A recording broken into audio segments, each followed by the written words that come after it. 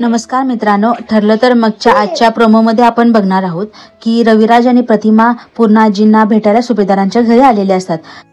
सायली आणि प्रतिमातला बॉन्ड बघून प्रियाचा खूप जळफळाट होतो।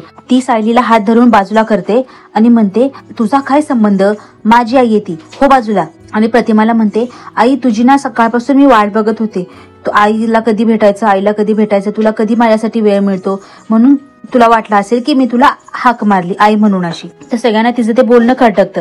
तर इकडे आता दाखवलं आहे अर्जुन आणि सायली त्यांच्या रूम मध्ये या तन्वीच्या बोलण्याबद्दल बोलत असतात।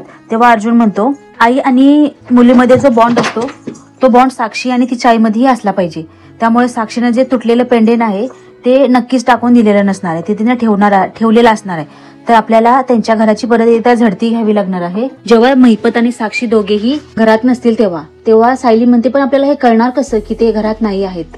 असा एक इंटरेस्टिंग नवीन प्रोमो त्यांनी असा दाखवला आहे। आता पुढे काय होणार मालिकेमध्ये, अर्जुन आणि सायलीला ते पेंडेंट मिळेल का, ते त्यांच्या प्लॅन मध्ये यशस्वी होतील का, हे जाणून घेण्यासाठी पाहत राहा ठरलं तर मग। आणि अशाच इंटरेस्टिंग प्रोमोसाठी आपल्या चॅनलला सबस्क्राईब नक्की करा। धन्यवाद।